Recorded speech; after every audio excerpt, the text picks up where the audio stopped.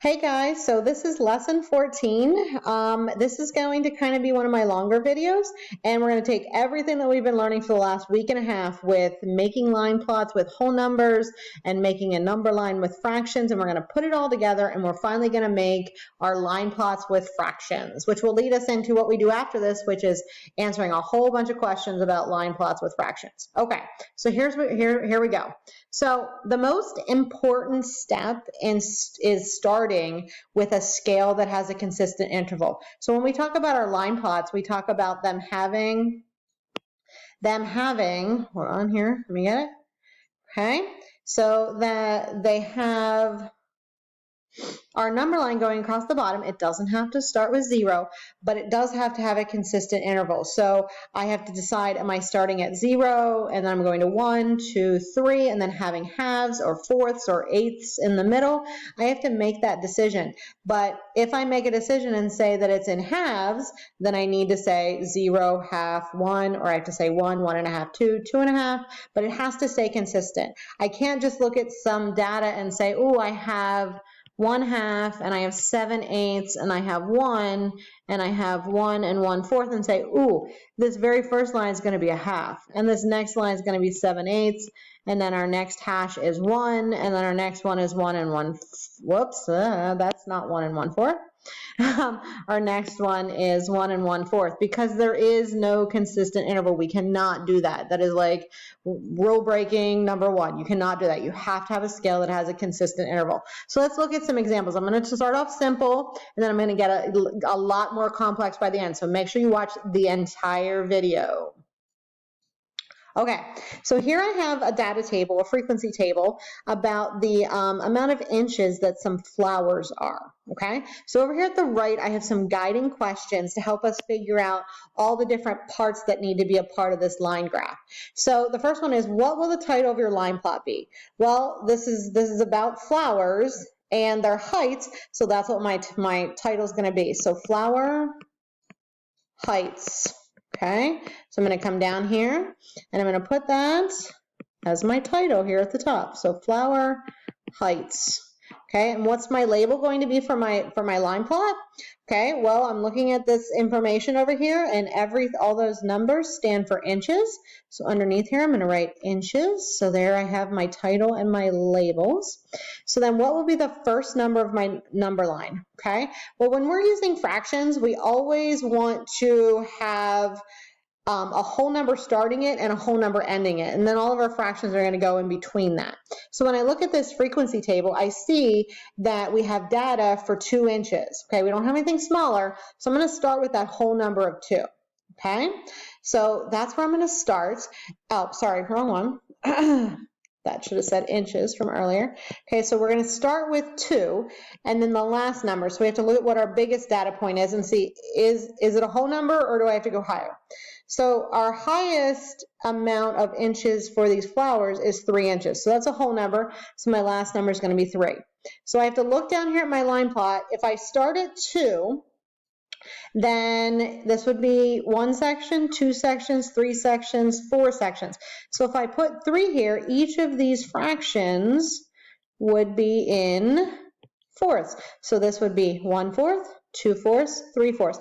You don't have to have the 2 here. You can have it if you want to. It could be 2 and 1/4. But because it's in between 2 and 3, you can just say 1/4, 2/4, 3/4. Now, things we learned about equivalent fractions, 2/4 is also equal to 1/2. So if I have data for 1/2, I'm going to plot it right there where 2/4 is. Okay, so let's go back up here. Now that I have all that information, now I need to plot my x's. So I'm going to change my color here. Let's go blue. Okay, so for 2 inches, I need to have 4 x's. So 4 x's right there. At 2 1/4, I need to have 5. At 2 1/2, I need to have 6. This is going to go through my title. 1, 2, 3, 4, 5, 6. When you have unlimited space, you want to make sure that your title is higher than your data is. For 2 3/4, I have 7. 4, 5, 6, 7, and then for 3 inches I have 2. So there's a kind of a simple line plot to show you how to kind of set up that consistent number line. And in this case, we didn't have to skip anything. We actually had information for every single piece of data up here. So let's look at another example. Okay. Oops, I think I missed one. Nope. Okay. So I want to look at this one next. I'll go back to that other one. So we're going to use the data in the tally chart about the length of worms to create a line plot. And then we're going to, and then we're going to go back and look at another one that's a little bit more challenging. So the first thing we need is a title. So this is worm lengths. And then we need our label. So down here, it's going to be in inches. Okay, and then I need to figure out how am I putting this information on the graph. Okay, so since it starts at 2 3/4 and ends at 3 3/4, I want to start with what's less than 2, which would be what's less than 2 3/4, which would be 2, and then my line is going to go up until 4. Okay, so let's think about that. So if I did 2, this could be 2.5, 3, 3.5, 4. Okay, so because this is the amount of lines, I'm gonna do an interval of half. So 2.5, 3, 3.5, 4. And some of you are thinking, but Mrs. Lehman, where are you gonna put 3/4? Where are you gonna put 1/4? Let's check it out and see. Here's what's gonna happen. Okay, so 2 3/4 needs to go between 2 and 3. So let's look at this. Where would 2 3/4 be? Well, if I looked at this between 2 and 2.5, I have 1/4 because this is 2/4, and then this right here, spot right here would be 3/4. So we're actually going to have some floating x's here between 2.5 and 3. So I'm going to put 8 x's right here at 2 3/4. So 1, 2, 3, 4, 5, 6, 7, 8. My next piece of data is 3, and that's on our scale, so we can just do our 5 x's right there. And then I have 3 1/4. Oh, where's 3 1/4? Well, 3 1/4 is right halfway between 3.5, so we're going to have a floating x right there for 3 1/4. Then at 3.5, we're going to have 4 x's. And then at 3 3/4, which would be floating here in the middle between 3.5 and 4, we're going to have 2 x's. So that's what it looks like if you have a consistent scale, but it doesn't show all of your data points. You can have floating x's up above that particular point. And it's up to you as a math student to know, hey, when I have x's halfway between 2.5 and 3, that's at 2 3/4. Okay, so we're going to go look at probably my most complicated one for today. Okay, so what we want to do is draw a line plot to represent the data for the weights of pumpkins that are in a crate. Okay, so, and then I have a question over here at the right. So when I look at this, I need to have my title. So my title is going to be weights of pumpkins. And then their weight is in pounds. So underneath here, we have to have a label for pounds. Okay, so now let's look at this information, this data table. I have two pumpkins that weigh 3.5 pounds, 3 pumpkins that weigh 5 1/4, 4 that weigh 7 pounds, and 1 that weighs 8 1/8. So when I look at this, my closest whole number that's less than 3.5 is 3, so that's where my number line is starting. And my whole number that is higher than 8 1/8 is 9. So my line plot is going from 3 to 9. Okay, so when I look at these fractions, I'm just going to do a little math here on the side. So when I look at these fractions, I have 3.5. Okay, well, I can plot that at a halfway point. Or I could convert it to fourths, and I could plot it at 2/4, or I could convert it to eighths, and I could plot it at 4/8. Okay? Now, for 5 1/4, I can't convert that into halves, but fourths can be converted into eighths. So it could be plotted at 1/4.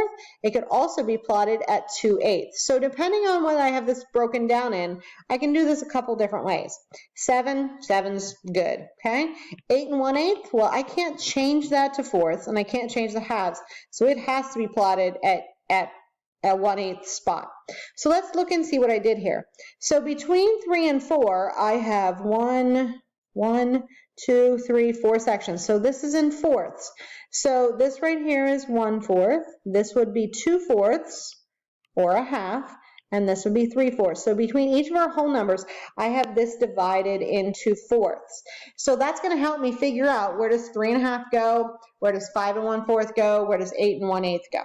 Okay, I could have, and this is where you kind of, when it's up to you to make it yourself, you kind of need to look at, do I want to put 7 lines in between and make 8s, or do I want to put 4 lines and then have some things floating, or do I want it in halves and have more things floating?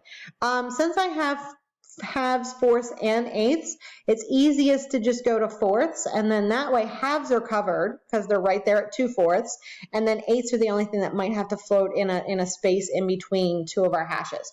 So we're going to plot 2 x's at 3 1/2. So I have 3 and 1/4, 3 and 2/4. Well, we know a half is the same thing as 2/4, so we're going to put, oops, I went from my marker.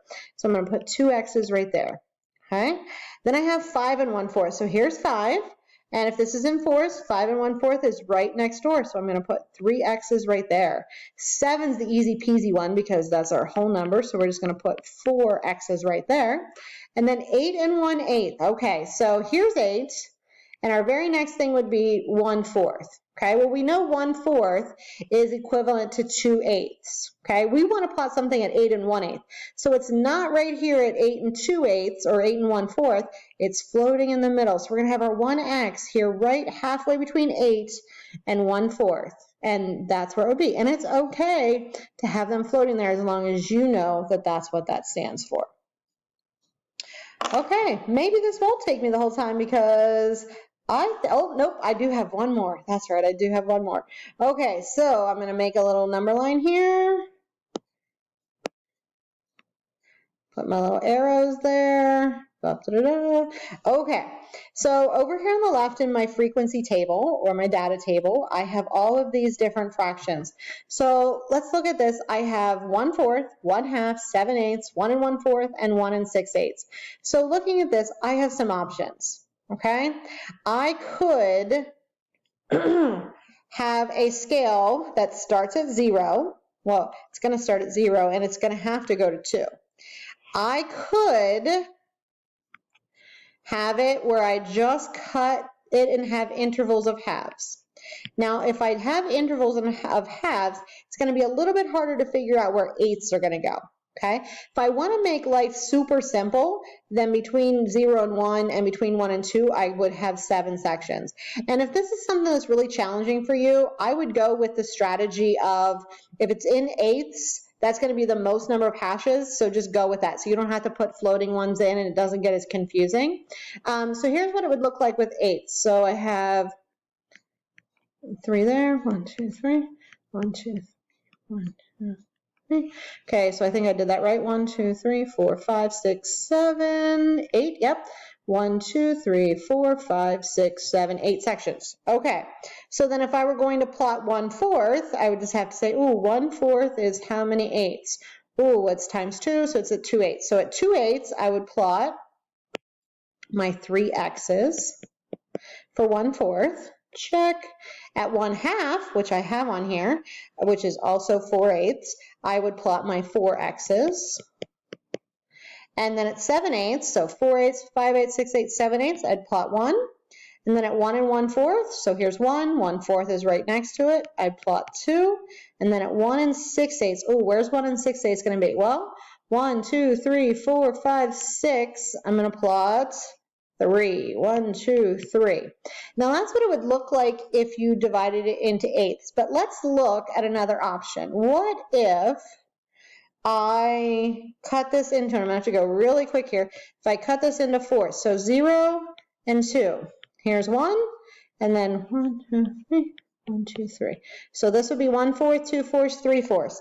Well, then I would have 1x above 1/4. I would have 4 x's, oh sorry, 3 x's above 1/4, 4 x's above half, 7/8, okay? Well, 3/4 is 6/8, so 7/8 would be floating right there between 6/8 and 1. And then 1 and 1/4 would be right there, and 1 and 6/8 would be the same thing as 1 and 3/4. So here with 1 and 3/4, I would have 3. So the only one that would be floating there would be the 7/8, which is between 3/4, also known as 6/8, and 1. Okay, guys, good luck on the practice. And if you have any questions, make sure you come to office hours.